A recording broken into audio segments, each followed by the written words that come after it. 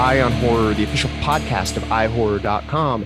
This is episode 72, otherwise known as season 4, episode 15. I am your host, James J. Edwards, and with me, as always, is your other host, Jacob Davison. How you doing, Jacob? Doing well. I'm back from my trip on the East Coast. Yeah, you recorded from the wrong coast, not the best coast, from the bad coast. Let's not get into that. Let's not get into that, James. Yeah. Don't you start this shit. Are you still jet lagged? A little bit, which is why I'm glad we were able to do this on the relatively later side today. Yeah, well, that's because I had to work this morning, which, yeah, it's not jet lag. I'm just exhausted from having to work. We're all tired. Yeah. Also with us yet again is your other host, John Correa. What's happening, Correa? I was about to say, we might all live in California right now, but remember, 2 of your co-hosts are from the East Coast, so don't start talking shit. All right? We'll come down hard. Other than James insulting my homeland, I'm doing great. It wasn't just your guys' homeland. It was the entire East Coast, okay? Florida to Maine. Southeast Coast can Well, that's a whole other can of worms right there. That's a different East Coast. We're Northeast. Yeah, there's a huge difference between New England and, say, Georgia. Huge difference. There's some really great parts of Georgia. I've had some real fun times there. I've also had some real awful times in other parts of Georgia. So, it all depends on the company you keep, no matter where you are. Fuck, how early in the morning is it? It's not that early, but here we are. So what's been going on? What you guys been, I saw what is now my number 3 movie of the year, The Night House. Either of you guys see this? No. I'm actually seeing that today. Oh my God. It's so good. I loved it. It's Rebecca Hall plays this woman whose husband has just committed suicide. And then she starts noticing all this weird stuff around the house, which kind of leads her to investigate. And she discovers basically her husband's sordid past. Kind of. That's it in a nutshell. Don't spoil. No, I'm not that. That's like the first 5 minutes. It's amazing. It has like serious What Lies Beneath vibes. If you remember Zemeckis's Michelle Pfeiffer, Harrison Ford movie from like 20 years ago, it's very similar to that in like theme and tone, but it's a really dark movie and it's a loud movie. I actually had a screening link, so I saw it at home and it was still like shockingly loud. I can't even imagine what it's going to be like in a theater. There's a couple places that'll make you jump on volume alone, I think. Which is kind of cheap, but it's still visually. It's David Bruckner who did a bunch of the, like VHS and Southland, a bunch of shorts. And then he also did The Ritual, which we all liked from Netflix a couple years ago. Yeah. It's really weird because the house that she lives in, that her husband actually built for them to live in. And you'll see this when you see it. This is probably amazing on a big screen, actually. There are parts where like you'll see like a weird human figure and you're like, wait, is that really there? And then something like you'll see it through a window and then she'll close the door and it'll be gone. You're like, oh, it was there and now it's not. It like plays tricks with you. Like there are all these like little, almost like Haunting of Hell House type, hidden ghosts in it. It's so great. And then they get more obvious as you go on. So you can tell that it wasn't your imagination. They were put there.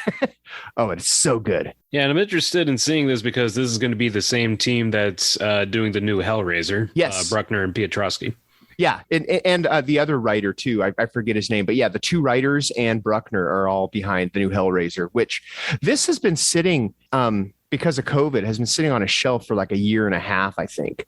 So this is one of those COVID, maybe they were waiting to release it into theaters, similar to A Quiet Place 2. But yeah, this one, it's actually, not quite St. Maud old, but it's pretty old. Well, while I was on the East Coast, I visited one of my favorite places in the world, Vinegar Syndrome's headquarters, the Archive in Bridgeport, Connecticut. Yeah. Yeah, that's the thing. Jonathan actually just went for the first time not too long ago himself. Oh, yeah. It was perfect timing, too, because I was already driving from Massachusetts to Philadelphia because, we hate ourselves in the production world.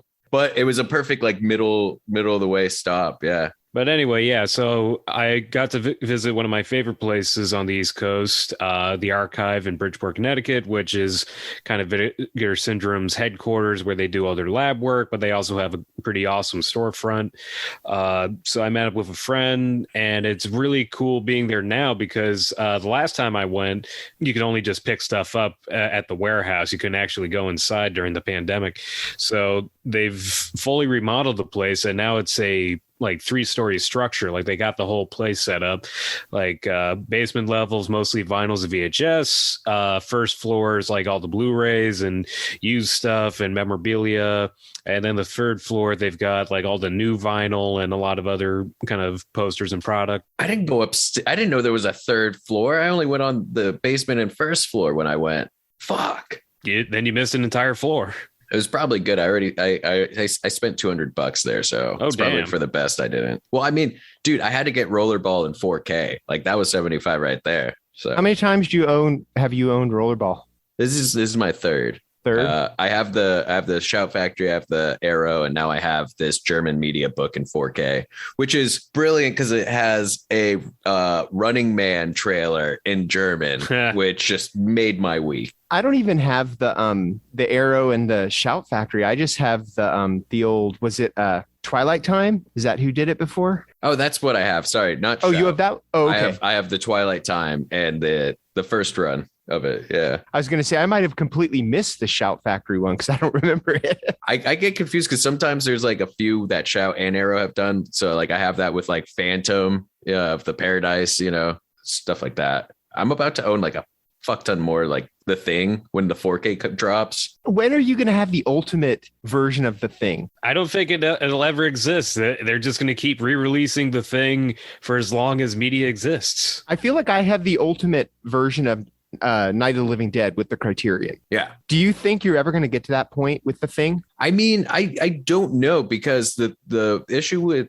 the Thing's releases, especially when it comes to the Blu-rays, is there's two different transfers. There's the 4K transfer from Arrow, and they released a limited edition that's absolutely gorgeous. But then Scream Factory did a 2K transfer, and that one was supervised by the original DP. So the color grading is a little different between the two.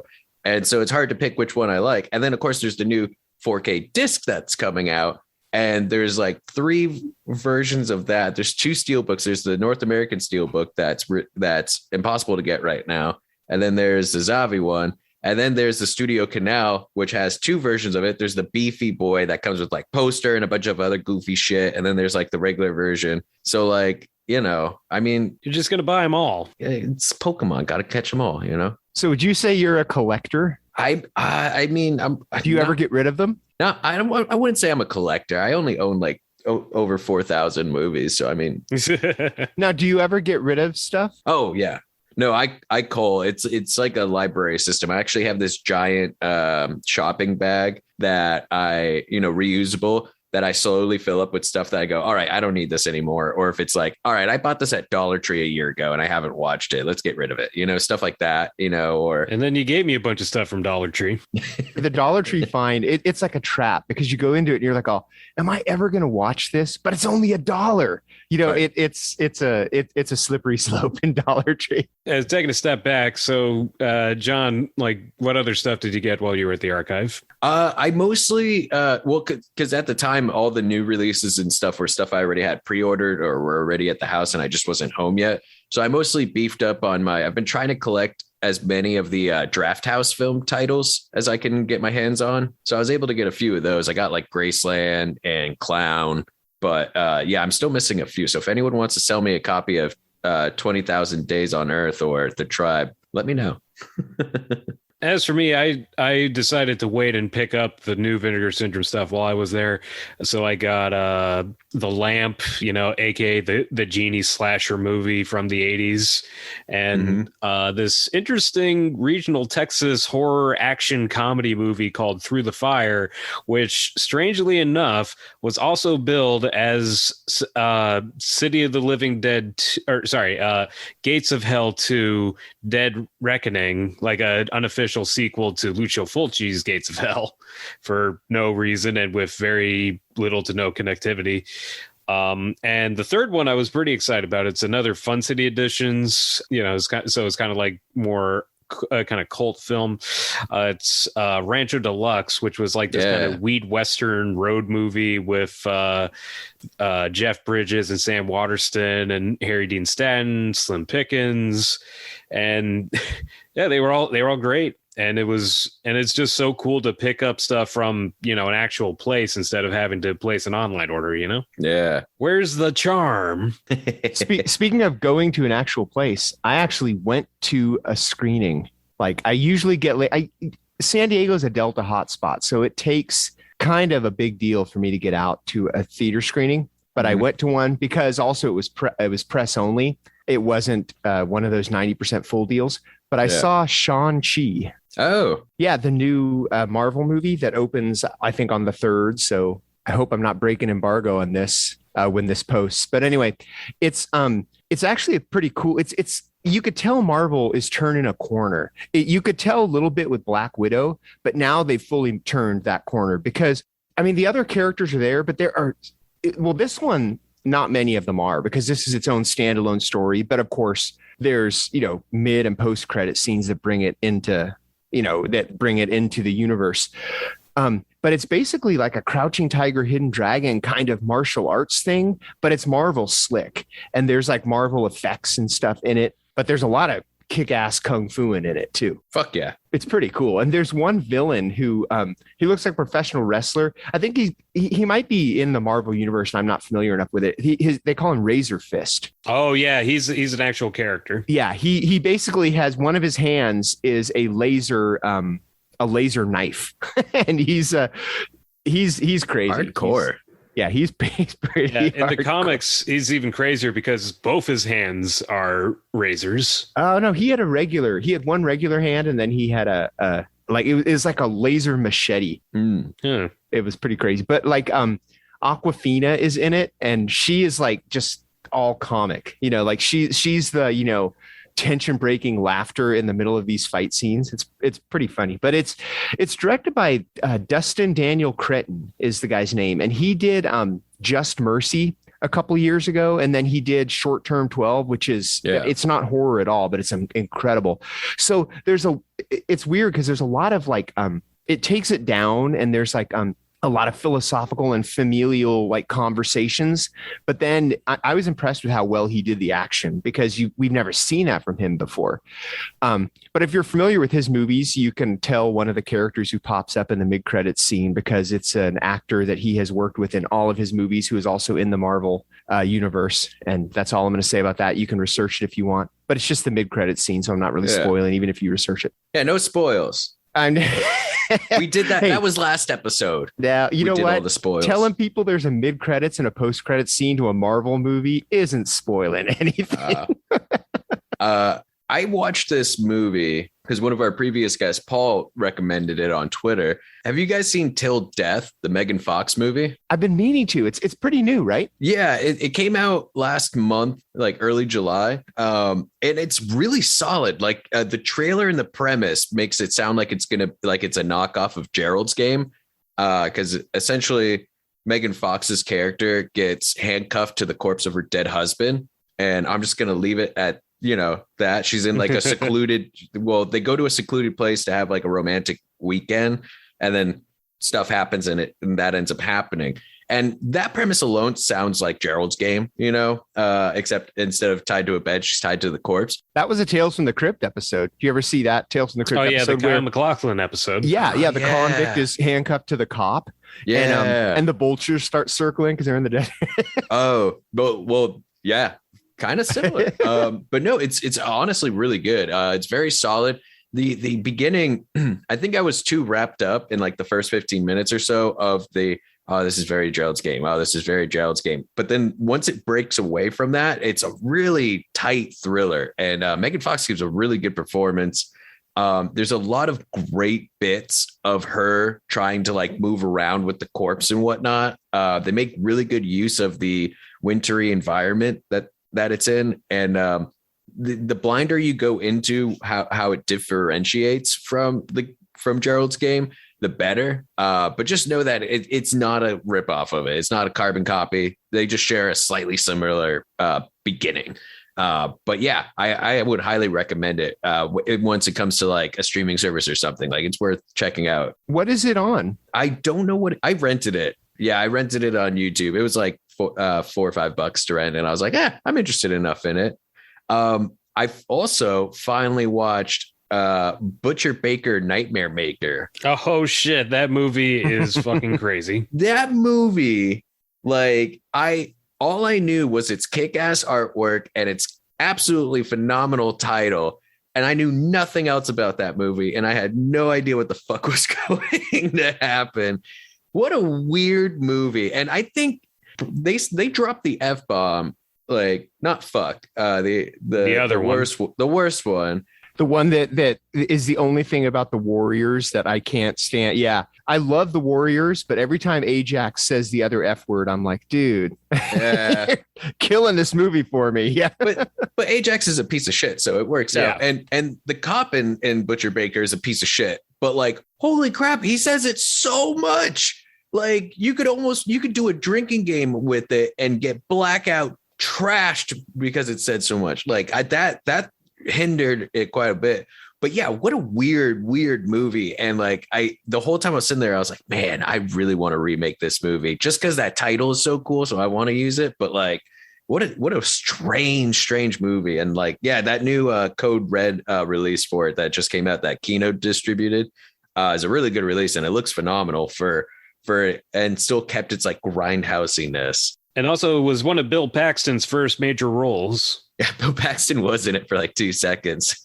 He got a couple scenes, and he stole the show every time. He was good at basketball. Well, I mean, Bill Paxton at that time was the high school bully a lot, you know? Yeah, he had a shtick. Is Code Red still putting stuff out? Yeah. Yeah, they have a partnership with Kino Lorber, actually, so they're getting a lot of distribution there. I at one point, wasn't the guy behind Code Red really sick, and they thought that he was going to hang it up? Yeah, I kind of remember something about that. Yeah, I think that's why they're doing that. And then also a lot of titles that they've distributed are being distributed by other labels. Like I know Grizzly was a Code Red title, and now Severin has that, stuff like that. So I'm just glad that they made that partnership with Kino, because now those titles that they had for a while that were long out of print are now getting re-released. And Butcher Baker was one that I was really bummed to miss out on. So I was happy to get that. Was Code Red the ones who did Savage Streets? Yes, they did do. One of the people who's done Savage Street. That movie's been re-released like 4 or 5 times at this point. And they did now. The Dark, and they did Grizzly. So those are 3 of my formative year movies. Yeah. Code Red's just picking through my childhood. And speaking of label news, did you guys hear about Severin and Drop Dead Fred?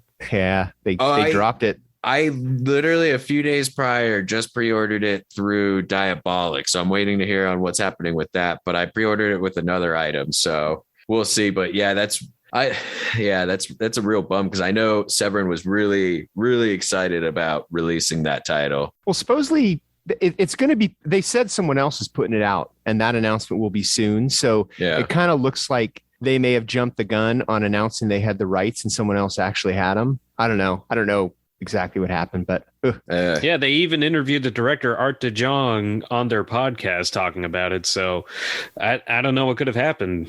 It sounded like they really thought they had it in the bag. Rights issues are weird, man. They had started work on it, so clearly you don't do that unless you know that you have the rights. So there definitely was maybe the person who didn't own them sold them the rights. I don't know. I don't know if we'll ever know exactly what happened with that, but it's unfortunate. Unfortunate for Severin, because that would have been a good title for them. It really would have. Yeah, especially since they're kind of branching out a bit. Like they just released Overboard. Which is the weirdest Severin title ever. I love it, dude. I love that they're throwing in a few titles like that, and that they're doing that and expanding their catalog, to have more appeal. Like Shout did Shout Selects, where they could put stuff like Streets of Fire and Wild at Heart that doesn't quite fit into Scream Factory, but not quite into like the retro Shout stuff. Severin just said, we're releasing it as Severin. They don't even call it like Severin Humor or whatever, Yeah. They could have done a sub label, but they didn't. They're just like, this is a Severin release. Which Shout Select they're varied in quality, because there's some like really great titles in there, like Streets of Fire, like Deer Hunter. And then there's some like weird ones like that really bad Brie Larson Bollywood inspired movie that's just like not good at all. And it's like, yeah, you put that under the same label as those? Okay. Interesting. I mean, it's no Kino Lorber putting out It's Pat because it's a bundle deal. Oh, God. I forgot about that. I was going to say, didn't we discuss this just like two episodes ago? Yeah. And someday, Rampage will be inducted into the Criterion collection, like Freddy Got Fingered. And speaking 4K. of, I actually did see Freddy Got Fingered for the 20th anniversary on Friday. It's not quite horror, but it is horrifying. It's very much so. That fucking deer scene. Oh God. If Rampage is ever released on Criterion, they better come to us to do the commentary. At least one of the tracks. I'm throwing the gauntlet down, Criterion. I know that you guys don't listen to us, but we'll bring Paul in. The three of us and Paul. Oh yeah.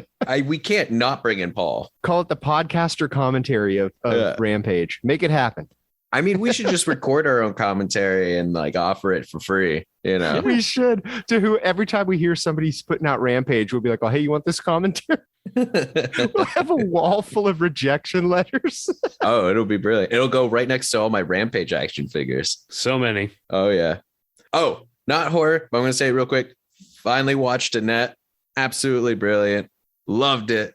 Incredible. I'm going to allow it because I watched it as well.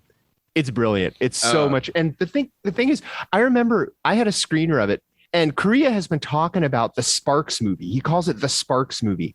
Yeah. And I thought he was talking about the documentary. There's a documentary called The Sparks Brothers. So also brilliant. I put on Annette, and the very first scene, freaking Sparks is in the movie singing the opening song. And I'm like, Ronda Russell. I paused it and I texted him. I'm like, hey, when you were talking about the Sparks movie, did you mean Annette? And he's like, oh yeah, I can't wait for that movie. I'm like, I have a screen of it right now. I'm watching it right now. It's, Sparks is in it. He's all, well, that's why I call it the Sparks movie. Well, they've been trying to like make a movie for, and if you watch the Sparks Brothers documentary, they've been trying to. They even they have a bit role in the disaster movie Roller Coaster, which we double featured with Annette. Which Roller Coaster, what that was a sit through. Literally we cheered when Sparks came on because that was the main reason why we kept watching. We're like, all right, Sparks is going to be on the screen soon. Sparks is going to be on the screen soon. Not until the final act is Sparks there. But also, how brilliant is that? You see a team of people defusing a bomb while Russell's jamming out, and Ron, they keep cutting back and Ron's just like standing there awkwardly. And then all of a sudden he just starts smashing his piano bench. It's like, it's great. But yeah, Annette's fantastic. It's everything I wanted. And then a fuck ton of other stuff I didn't know I wanted out of it. Just it's funny because they want, and we're talking a lot about it, but you can kind of say it's horror because it's really dark and fantastical. Yeah, it very much is. Majestical. But the Sparks Brothers have wanted to do this movie for decades, and they were going to release it as a concept album because they couldn't get any takers. But then they met Leos Carax, who did Holy Motors at like Cannes or Sundance or somewhere. Yeah. And he's like, hey, yeah, pitch it to me.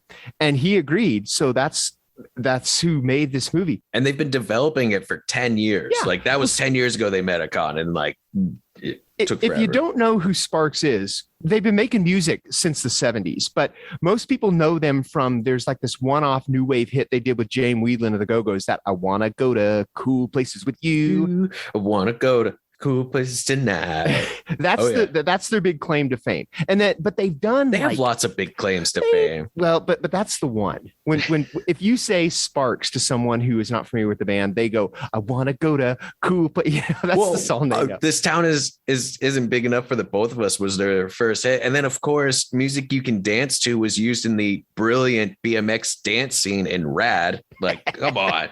They've had a hit in almost every decade. Yeah. They've been around forever, but it's like a cult thing, and so it's really fun to see. It was just so exciting that when I put it all together, and I'm like, oh wait, will you talk about Annette?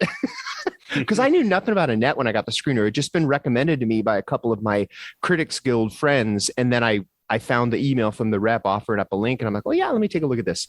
And then Sparks is on the screen. They're actually in it. It's not just hearing their music. They're in the opening scene. You're like, oh, you don't have to wait till the last act to see them in Annette. They're like right there from the beginning. Yeah. And you hear them too in the soundtrack throughout as well. But yeah, there were some really brilliant performances. That final musical number whoa, with the little girl, like tore my heart apart. And then I forget the actor's name, but the one from the Big Bang Theory, Simon Helberg. Simon Helberg. Yeah, he gave such an amazing performance in Annette. There's one scene where he's conducting and he's talking and he's singing to the camera as the camera's going around him in one shot, and he's just like going through shit, and he just keeps like pausing, going, hold on to one moment, and then he just goes back into some intense conducting, and it's such a great performance. Annette, the music in Annette is they tell the story through the music, through the lyrics. So like you'll get a lot of like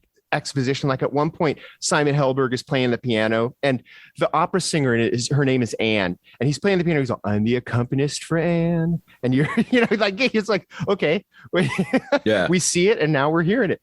So there's a lot of that, but the scene you're talking about is incredible because he's delivering exposition, but he's also conducting this orchestra, and then he goes, hold on a sec, and he has to do his job, and then he comes back to you. Yeah, it's funny. I saw a thing on Twitter where they're talking about they're saying something about it. The biggest takeaway from Annette is that Simon Helberg is hot. There's a picture of him, and he's got this shaggy hair and this beard. And you're like, oh no, there's no bowl haircut, from the Big Bang Theory. He's like a chameleon in it. Who knew that a bowl cut and turtleneck could like, knock someone down a few pegs on the attraction scale, like so hard? Like, damn, dude. But yeah, it sounds like Annette is something we're seeing in theaters. I think it is playing in select theaters, but if you can't see it in theaters, it is on Amazon Prime right now. Oh, okay. It is a visual spectacle, but I saw it on. I actually moved to my big TV when I saw Sparks on it. I'm like, oh, you know what? I'm moving to the big TV. So it is. I'm not sure if it's in theaters anymore because it is on Prime now. Yeah. Either way, I want to check it out. Yeah. And last night I saw the 1978 Invasion of the Body Snatchers at midnight over at the New Beverly. Nice. Wait, which one? The 1978 one. 78. Gotcha. Donald Sutherland. Let's see. Jeff Goldblum, Yep. Leonard Nimoy, Meg Tilly. It has a really stacked cast. Great performance by Leonard Nimoy. I know people talk about Donald Sutherland and Jeff Goldblum a lot from that, but Nimoy fucking killed it in that movie. Oh yeah, no, he's a standout, and it is a great midnight movie, especially if you're not used to doing midnight movies, because you got to struggle to stay awake, because it is kind of a slow burn thing, and it's pretty long. It's almost 2 hours. Yeah, but it was great with a crowd, and that's the thing. Like, Invasion of the Body Snatchers has been remade so many times, or has so many derivatives or inspirations. Like, I actually rewatched the 90s Abel Ferrara one before I went to see the 78 one. And that's really great. That is a good one. But yeah. I think, of them all, I think the 78 version is probably the best one. Yeah, I definitely, in my rankings, it's 78. And then the original, very close behind it. And then very close behind that is the 90s, and then the invasion is somewhere like very far off. Yeah, it's my rankings pretty much echo yours, Korea. I think it goes 78, then the original, and then Abel's, and then the Nicole Kidman one. Sometimes I even forget that was made. I have it on HD DVD, and I still haven't brought myself to rewatch. I think I saw it in theaters as a teen, and I was just very upset because I was so obsessed with the 50s version at the time. You know what's a really fun midnight movie that I saw that I was surprised how well it played to a midnight crowd? They Live. Oh, no, that's a good one. In fact, the New Beverly is going to be doing a midnight of that next month. Oh, go to it. It plays so well with the crowd at midnight, especially that big, what is it, a 10-minute wrestling match in the middle? Put on the glasses. No. Either you put on those glasses or you start eating that trash can. And also just one other thing, that the first crowd of people to get in got these Invasion of the Body Snatchers programs from the original release. So it's kind of interesting going back in. And also, they should bring back programs for movies, because Tarantino did it for, Hateful Eight and Once Upon a Time in Hollywood to an extent. And it's just really cool, and it kind of arts up the movies. Like, this movie is so high end that you get a program about like the making of, and interviews and profiles and stuff. Is that a reprint, or is it an original from 78? I'm not sure. I mean, I think it might be an original just because it's kind of on old paper, but I was going to say it looks old, but they have ways of printing things so they look old too. True. But yeah, I don't know. Just either way, I'm fighting for programs for movies again. That, I mean, it just really adds to the experience. For you listeners, Jacob was holding it up. That's how we could see that it kind of looked. I always, when I start editing these and we start talking about things we're holding up, I'm like, oh shit, that doesn't make any sense. Podcasting isn't a visual medium. No, they got to use the mind's eye. I have been dolling myself up for these recordings for, is it 4 years now? I don't know. Ooh. How long have we been doing this? 4 seasons, probably 2.5 years, maybe. I don't even know. That works. But yeah. Time. Right. Time is a construct. Speaking of time, I think it's segue time. You see, that's how you do a great subtle segue. Segue o'clock. Segue us. Yes, I'm going to hold up this thing for everyone to see. So I just got this great book adding to my collection of books about Satan and whatnot. This one's called Satanic Panic, Pop Cultural Paranoia in the 1980s. It's from Fab Press. And who's it by? It is Kirla Jenis and Paul Karup.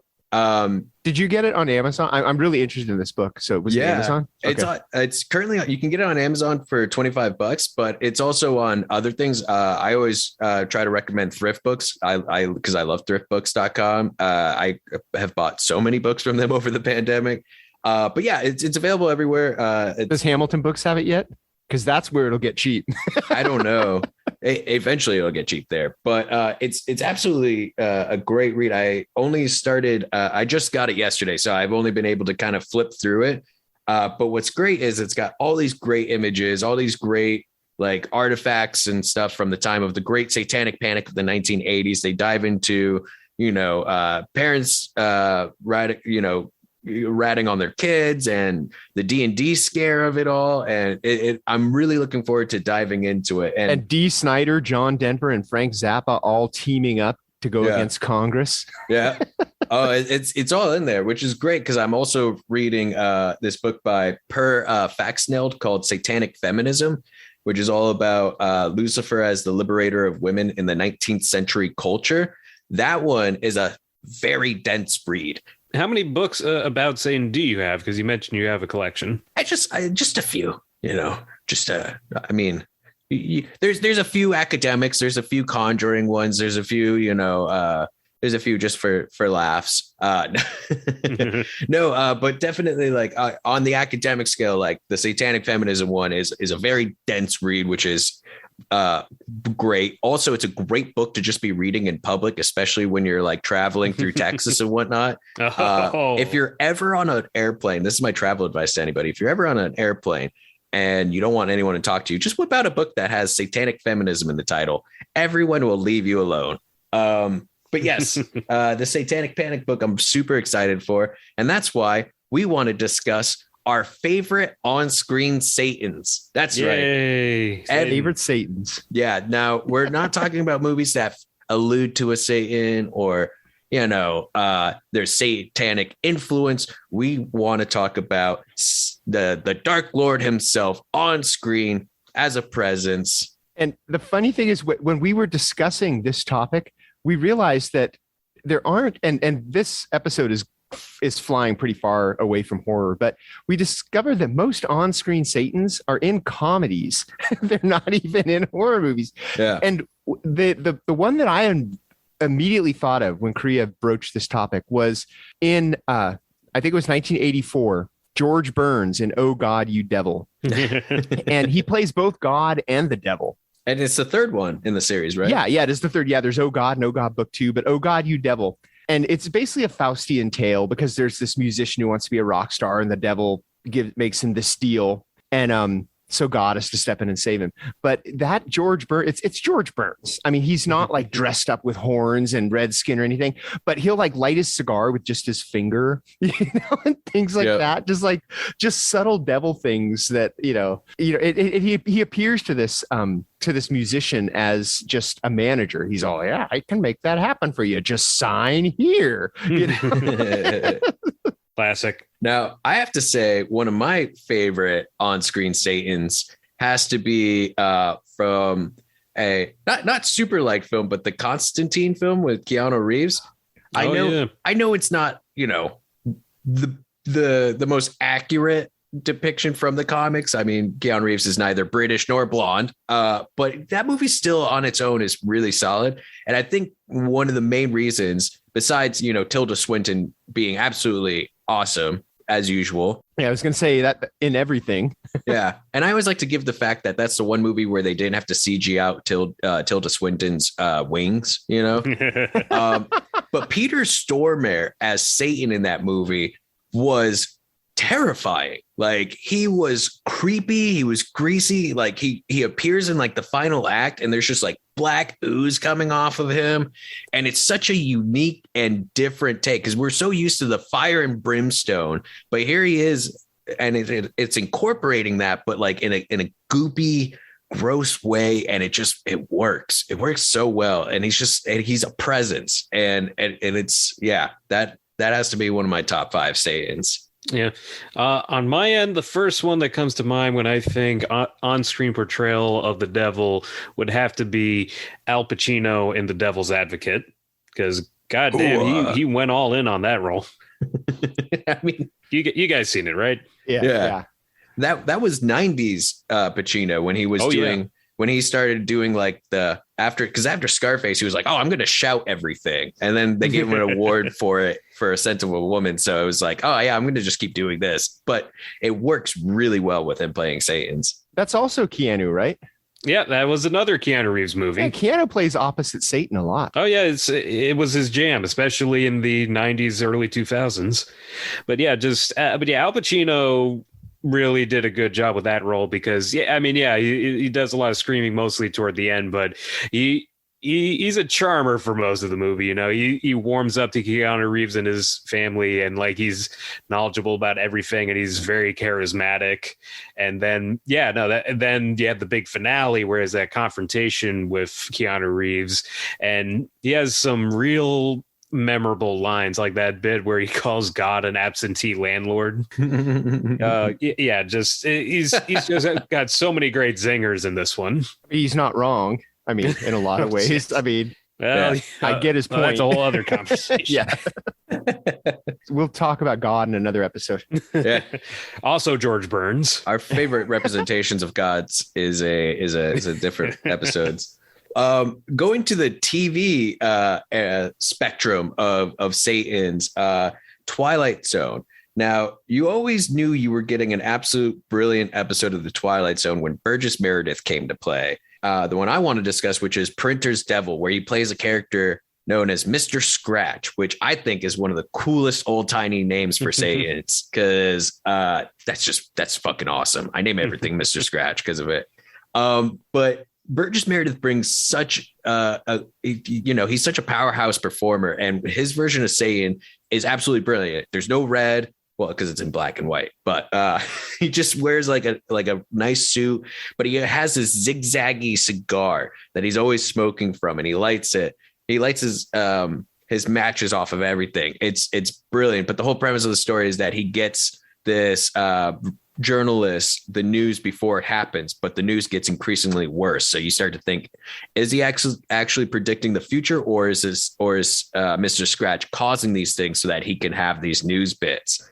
And it's just such a great performance, and it's a reminder that you don't always need a big red horned Satan in your movie to portray that fire and brimstone evil. You can just have Burgess Meredith in a suit with a cigar, and it works brilliantly. There have been a few Twilight Zones where they've had the devil in them, because there's another one, The Howling Man. Yeah, that's a good one. Which is it's basically about a guy who comes to a monastery, and the monks are like totally cool to him, but they say, don't open that door. And he hears a guy behind the door begging him to let him out. And turns out to be the devil in behind the door, and they have the devil captured. And I don't want to spoil anything, but Yeah, it's told in flashbacks, and there's a reason why the world sucks. Yeah. Although I love that Rod Serling line, you can catch the devil, but you can't keep him. That pretty much sums up the episode. Yeah. And also in terms of big screen portrayals, and going off of Pacino, because I have to, I have to say one of my other favorite Satans is Robert De Niro as Louis Cypher from the horror neo-noir Angel Heart. Yes. Lucifer. Yeah, they even acknowledge in the movie that it was kind of a lame alias to go by. But hey, he's the devil. He doesn't care. Hey, I named one of the stray cats that hangs out around my apartment. First name Lucy, last name Fur, like Fur, because she's a cat. Lucifer.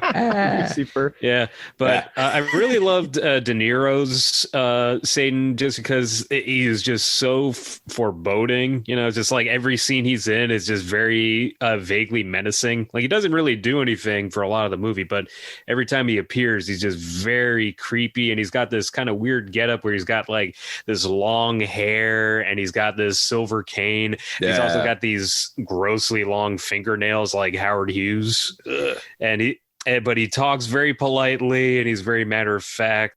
So there's this scene where he's talking to Mickey Rourke where they're having a meal and Louis Cypher is having an egg, just one hard-boiled egg. And then he goes into this kind of spiel about how a lot of cultures consider the egg to be representative of the soul. And of course, he eats the egg in front of Mickey Rourke. And yeah, so he was able to make eating an egg really creepy and horrifying. And, not even going into the, third act where shit gets really wild.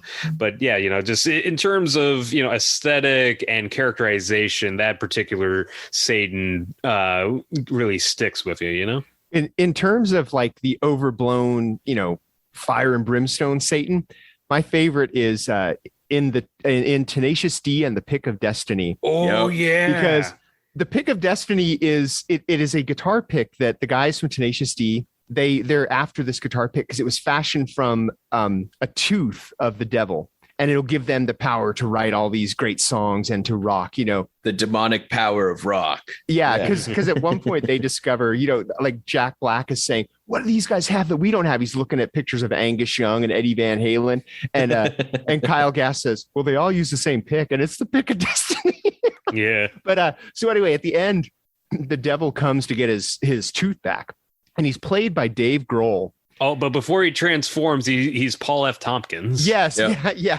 And I love his whole speech, how everybody's got a little Satan inside of them. Yeah. So when he turns into the devil and he's Dave Grohl, and they challenge him to a rock off, and the devil is pissed. He's like, he's like looking at the book. He's all, fuck, I cannot decline a rock off. So he has to rock off with him, and he does this song, and of course it's Dave Grohl, so he can rock, and he's playing like this 50-piece drum kit, and he's all, I'm the devil, I love metal. Dun, dun, dun, dun, dun, dun, dun, dun. And then he picks up a guitar, he's all, check this riff, it's fucking tasty. And it was. We'll also sing about how he was going to fuck Kyle. Yeah, I'm the devil and I do what I want. Yeah, that was the terms. Their terms were, you're going to have to pay our rent. And Kyle was going to be brought back to hell to be his love slave. I always found it funny whenever I watched Pick of Destiny. It was because it came out when I was a teen. It was one of those movies that like my parents would always walk in at the wrong moment. Like when you're watching Jerry Maguire, your parents are always going to come in during that sex scene. And they would always come in at that part when the devil first comes in, and he's like, and they're going, fuck. And he's like, yes, you are fucked.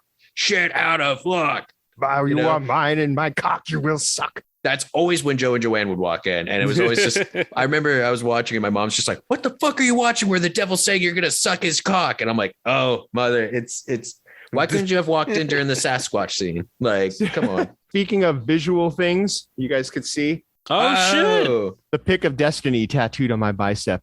Yeah. Badass. Nice. Did it make you a better player? No. But along those same lines as the Grohl devil, there was an SNL sketch with Garth Brooks. Do you guys remember this one? Where with Will Ferrell? Yeah. Garth Brooks is trying to write a song, his girlfriend's, oh, you get a real job. You ain't never going to be a musician. So he says something like, I'd sell my soul to write a good song. And and it's Will Ferrell as the devil. And he goes, give me your soul. I'll give you a hit. And he goes, okay, let's do it. So he starts playing these songs and they all suck. Every song that the devil is playing to him, and he's all, I'm not feeling that one. What else you got? And at one point he plays All Star by Smash Mouth, but with different lyrics. He's all, nah, that's just a Smash Mouth song. And finally, Will Ferrell, he's blaming it on the guitar. He's all, this thing's out of tune. And Garth is like, I don't think that's what it really is. And it was just really funny because he was all done up. Like he looked like a more typical devil with like horns and like the red skin and stuff. I wonder if that's how we got Chris Gaines. Remember when Garth Brooks went by a different name and tried doing like a Goo Goo Dolls, like emo band before emo? Oh. But the way that the thing ends is the devil lets him out of the contract. He's like, okay, yeah, because he actually says, he's all, yeah, I think I want to back out of this deal because you're not coming up with anything I like, and you're actually making me feel a lot better about myself. So the devil walks out, and Garth Brooks goes, the devil can't write no love song. And he goes, and the light bulb pierces his head, and he starts strumming chords. Goes, the devil can't write a love song, and that's his hit that he. So I'm wondering if the devil inspired that. Does the devil still get his soul? That's the moral of the story, is that you don't need the devil. The power of Satan is inside all of us. As Paul F. Tompkins said. Now, we've gotten pretty far in this discussion and haven't brought up Tim Curry in Legend. Oh, yeah. Pound for pound, Tim Curry. Literally in that role. No, but he got to play some of the great, because there was Pennywise the Clown, Dr. Frankenfurter, and then I think it's billed as Darkness, but it's the devil. Yeah, Lord of Darkness. Yeah, if you see it, it's the devil. Yeah, I mean, they don't say it, but it's as typical big red Satan as you can get. You can see it, yeah. And it's like the most typical like imagery of Satan that could be, but because it's Tim Curry, he brings a performance that makes it utterly brilliant. Because next level. He's got giant horns and he's got the six-pack and giant chest and arms and stuff, and like he's scary, man. Like you would think like, a typical looking Satan is not that scary, but it's Tim fucking Curry. So of course he brings next level performance with it. And I'm so excited for that Arrow Blu-ray. Ooh, the yeah. artwork on it is just brilliant. Do you guys remember the devil that was in Passion of the Christ? Yeah. Like the little creepy, like baby devil. Well, no, guy. the baby is what the devil's carrying. The devil is it's this it was actually played by a woman, but it's supposed to be androgynous, hairless thing that just kind of cruises around in the background of all of the scenes where Jesus is being tormented and whipped and all. Yeah, I never saw the movie, but I did see that clip. Yeah, it's a weird it's a really weird depiction of the devil because it's not typical, but you can tell there's something off about this, and it's just hanging out in the background watching the quote hell that is being rained down on Jesus during this whole thing. And then there's the devil that was in The Last Temptation of Christ, which is a little girl. It's something about like the devil taking the form you least suspect. Yes, yeah. Which reminds me, one of my favorite cartoon devils was that time there was Devil Flanders in the Treehouse of Horror where Homer sold his soul for a donut. Yes. Flanders, you're the devil. It's always the one you least suspect. And that whole episode is still one of my favorites. It just because and then at the end Homer manages to get out of it. So Flanders is like, okay, you get your soul back, but let that ill-gone donut be forever on your head. And he turns Homer's head into a donut. And he keeps picking at it. And Marge is all, Homer, don't eat your head. And he's all, but I'm so sweet and tasty. Yeah. And off of that, I also am a big fan of the robot devil from Futurama. Yes. Oh, absolutely. Just that whole episode when he's first introduced and he swaps hands with Fry. Oh, that was a different episode, but that was a brilliant episode too. Yeah, I just love that episode because like Fry's playing everything beautifully, and the devil's like, "Okay, I do want my hands back. These fleshy ones keep touching my crotch for some reason." Yeah, they'll do that. Yeah, no, and just the first episode alone, because they have that big musical number about Bender being damned to hell. and they also do the Devil Went Down to Georgia thing where it's like, if you win, you'll get your souls back. You'll get your friend's soul back. If you lose, I don't know, I'll kill Fry or something. Like, it's just very nonchalant. Just nonchalant with Fry's life. Because of course, he's a robot devil. Yeah, and I also love it too because like it's very much inspired by kind of the classic kind of Flesher cartoon devils because they have like the number and he has kind of the stretched noodle arms, which is another thing in terms of cartoon devils. Like the devils seem to come up a lot back in the golden age of animation. You know, like right? like Betty Boop went to hell that one time. Remember that? Oh, of course. Did you guys ever see Crossroads? The Ralph Macchio one, not the Britney Spears one. I was just about to say the Britney Spears one. Yes. No, Ralph Macchio.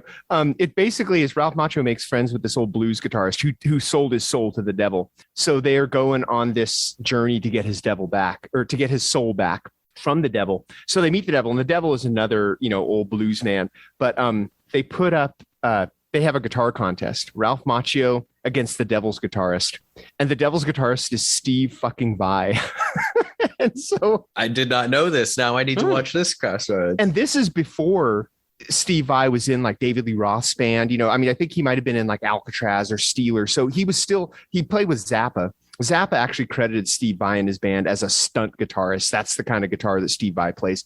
But this is before he was in Whitesnake and before he was with David Lee Roth. And he basically plays this like killer rock guitar. And then Ralph Macchio sits up there and he plays like blues. And then, but Ralph Macchio's character is he's at a classical guitar school, so that's how he ends up beating the devil's guitarist. Is he starts whipping his classical stuff out, and Steve Vai tries to play it too. And Steve Vai can play that stuff in his sleep, but so it's kind of talent that he has to be able to fake messing it up.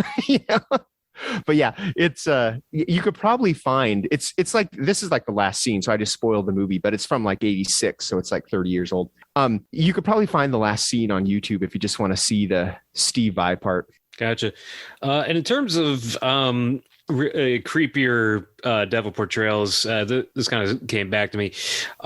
There's this British movie called Blood on Satan's Claw. Have any of you guys seen that? Of course. It's one of the greatest folk horrors of all time. Oh yeah, no, it's definitely one of the all timers of folk horror.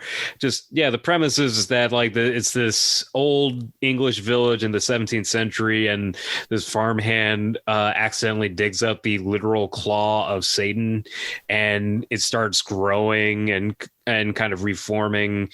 And it also has a corruptive influence on the populace, like especially the youth, like the teenagers around town start like killing and like having orgies and just getting into some fucked up stuff.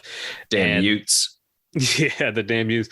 And eventually the Satan reforms, and he's kind of like this hooded goat man figure, which, it's kind of a weird portrayal, but at the same time, it's very eerie, like, because he's just kind of standing in the background a lot and just kind of influencing his followers to commit sin and debauchery. I feel like folk horror has some pretty good, like in legit scary devils to be had. Like the Blood and Satan's Claw, I didn't really expect it to be that heavy when I first got in, but man, that one really stuck with me. But I think that's the passive devil, I think, is actually a good representation of, like the one in Passion of the Christ, or like you're saying, Blood on Satan's Claw. It's like, I think the devils, what is it? Usual Suspects, where he says the biggest trick the devil pulled was convincing us he didn't exist. Was that the Usual Suspects that says that? Yeah, that was the Usual Suspects. It's like, I think the devil convinces people to be their own undoing, Yeah. And that's where you get portrayals like that, where he just kind of sits back and watches. And I do think that, and because you mentioned it at the beginning, that most portrayals of on-screen Satan, where he's like a character and in it, is mostly coming out of comedies, because it's a bit comedic, Granted, he could always look cool, like especially when they go full Baphomet with like movies like Hammer Studios' The Devil Rides Out has a very cool Baphomet inspired Satan in it with a goat head and everything. And he works better as a passive, like an influencer, kind of like in The Devil's Claws or The Witch, where you have Black Phillip, which is another name for Satan's, of course. Do you think Black Phillip was actually the devil?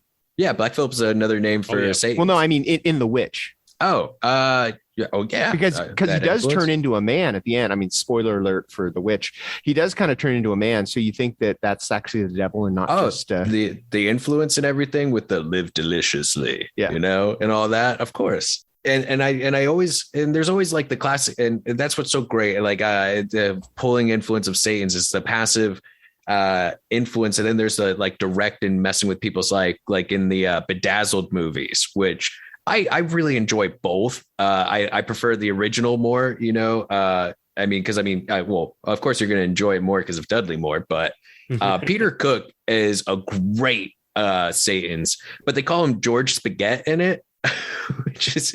which is great because that's like he's like, I just call me George Spaghetti or something. But there's like a great like at the end when he's like, I got all the souls, I got the number, I beat you, God. Why don't I feel good about this? I really screwed over that guy who was just like a decent guy, you know. There was really good with that, and then of course Elizabeth Hurley, probably the hottest devil we've seen. she's definitely the one that would have the easiest influence. Yeah. And they purposely like just put her in like different outfits for each scene just to like showcase, which. Well, and she even says something about that. She's like, how about this? You know, like she's tempting the dude. Yeah. Like, oh, does this do it for you? Yeah. Oh, yeah. And it's early 2000s Brendan Fraser, you know, just at his like comedic tops, you know, and he did Looney Tunes Back in Action right after.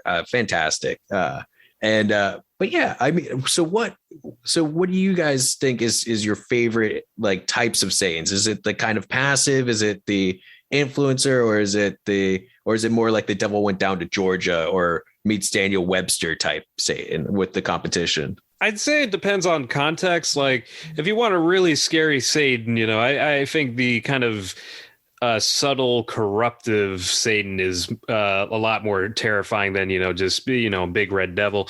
But on the comedic side of things, kind of more forward type of stories, I do appreciate, you know, kind of the hammy devil who's very bombastic, like, you know, again, Al Pacino. If I want to be scared, I want the subtle devil just cruising around in the background with a creepy baby. If I want to have fun, give me Dave Grohl behind a drum kit. Dave Grohl or Harvey Keitel and Little Nicky too. Oh yeah, that was a good one. And Rodney Dangerfield as his dad. Even in hell, I get no respect. All right, we are running out of time here. But we've only scratched the surface. As you can tell, we could keep going for probably a part two. A lot of devils to choose from. A lot of devils. And we didn't even get into horror, I don't think. No, I mean, we did talk some horror. Yeah, we touched upon horror, but we didn't. There's a lot of Satans we missed. Are you mad that we didn't mention South Park's Satans? You know? I mean, with his musical number Up There, which is such a beautifully written song, but is so funny. Like, see, that's where the SNL Satan falls apart when you get like the Tenacious D Satan and the South Park Satan, who are great musicians. You're like, oh no, that guy was a fraud. If we missed your favorite Satan, let us know. You can find us on Facebook at the Eye on Horror Facebook page, the iHorror Facebook page, our Eye on Horror Twitter, our Eye on Horror Instagram. You can find us anywhere. Yeah. Our theme song is by Restless Spirit. I almost called them Restless Satans. We have Satan on the brain. Our theme song is Restless Spirit, so go give them a shout. Our artwork is by Chris Fisher, so go give him a shout. So paint that pentagram on the floor and summon your favorite Satan. Until next time, we will talk to you in a couple of weeks. So for me, I'm James J. Edwards. I'm Jacob Davison. And I'm Jonathan Correa. Keep your eye on horror.